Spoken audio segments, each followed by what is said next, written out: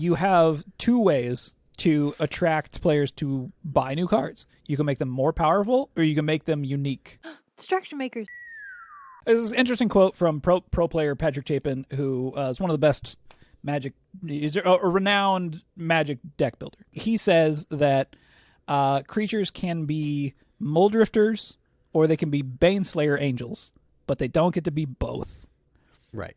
And I'll put those cards on screen so that people will know what they do, because they are from a while ago. And then we can explain what the hell that means. So, my interpretation of what he means is that there has to be trade-offs in card design, because if there aren't any trade-offs, there's no reason to not just play the one best thing. We have a video about the Queen problem that talks a bit about this. So the nature of the Commander format makes it so that you can only play one copy of each card, and some of the greatest parts of Magic are when you have combinations of cards that together produce an effect that's greater than the cards individually. Yes. But when you're in a format where you only get to play one copy of those cards, it's hard for you to connect those two dots together and get that interesting synergistic effect. Yeah. So if, as a designer, you want people to have that experience, you have to print those effects on the same card in the Commander framework. Right. Right? And we call this the Everything Bagel. Yes. I think it's a good... We went through a few names, but I think Everything Bagel we settled on Everything Bagel. Is a good... and now, since then, I've now used it when talking about design in multiple ways. And yeah, it's any time that you see a card, and let's say, okay, what's a good example? Whenever you cast an instant or sorcery, deal 1 damage to your opponent or something, right? Something simple. Right. And then the second effect is whenever you deal 1 damage to your opponent, draw a card. Right. Right? Yeah, it's like, that's an Everything Bagel card. Right. And there's more and more and more cards that are being printed like this, primarily in Commander. And I think for the reason that you're saying is that in a singleton format, you want to play your deck. You want to play the deck that you want to see, right? You want the deck to do the thing. And the problem is that, there's not enough cards all the time that can serve these functions, especially with how Magic's going right now, right? Like, there's so many new things. There's so many... That's why we're seeing, food tokens be popularized. I think, was it Eldraine maybe that popularized food tokens? And now we're seeing it trickle into the Lord of the Rings set, which has an entire food token thing with Sam and all them. And I think that opens up some interesting design space. But it does, but now it's going from just make a food token to, well, now you make 3 food tokens, and also you can consume one. And whenever you consume a food token, you draw 2 cards. If one of those cards was this, and it's like, okay, all right. Right. Yeah, it's a bit much. I mean, what are the drawbacks here? I think ultimately the biggest design problem here is that you are robbing players of being able to connect these dots themselves, right, and connect the dots in interesting ways, right? So, I'll come back to my Lego analogy, right? I was just about to bring it up, right? So. If you make too specific of a Lego brick, it's not good for very many things, right? The example I use is that if you make a windshield, it's usually usable as a windshield, maybe as a window, but that's about it, right? But if you make building blocks that can be configured in a bunch of different ways, you can build anything. Right. I like the idea of certain mechanics feeling almost like a dare to the player to try and find ways of pulling it off. Yes. And I really enjoyed the card Slime Against Humanity that did this. Okay, Slime Against Humanity, create a 0/0 green ooze creature token with trample, put X +1/+1 counters on it, where X is 2 plus the total number of cards you own in exile and in your graveyard that are oozes or are named Slime Against Humanity. And then the follow-up is a deck can have any number of cards named Slime Against Humanity. I like cards that don't tell you how you're going to accomplish a goal, but it sort of gives you this thing to try and build around. It's a challenge. Right. It's a card that presents you a challenge and says, hey, if you can figure this out, it's going to be really cool. Right.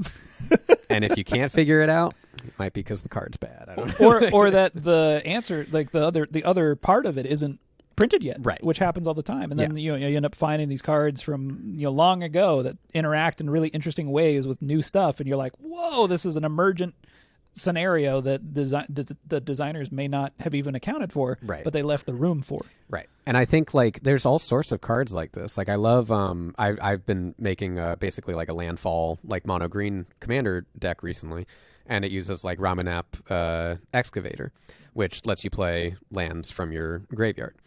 There's tons of cards that let you do that, but I like having that. It's one effect, right? It's the simplicity of this effect, saying when this is in play, you can play lands from your graveyard.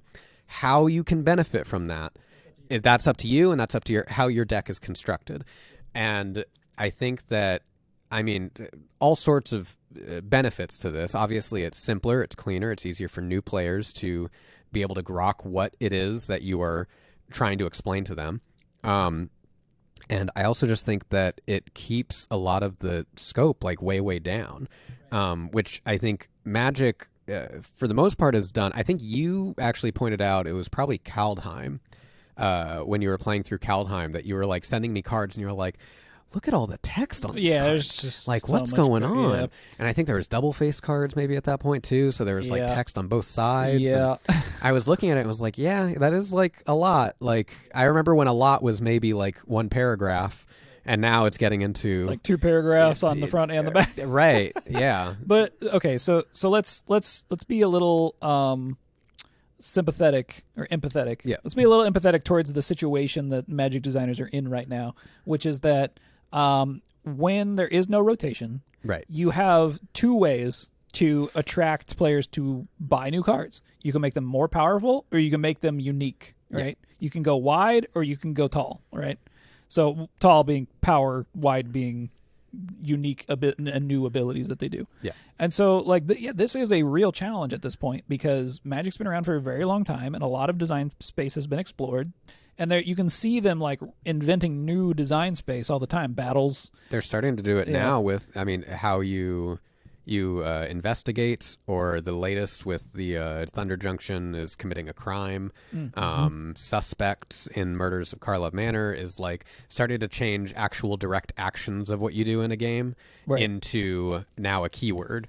Right. Yeah. And okay, so we'll talk about there's a this. whole episode we can talk about that. All right. We'll talk a little bit about abilities that trigger off of just regular game actions a little later. Right. But I mean, that's just design. But you're seeing that like else, when you then associate that specific action, now you can trigger it basically off of that thing, saying like trying to chunk that information down in order to say like, okay, when you target your opponent in this way or whatever, right? That would normally take like 2 sentences to do, and it'd be very specific. You can just say when you commit a crime. You can make it more concise, but it is at the expense of complexity creep. Right now, you have to know what that means.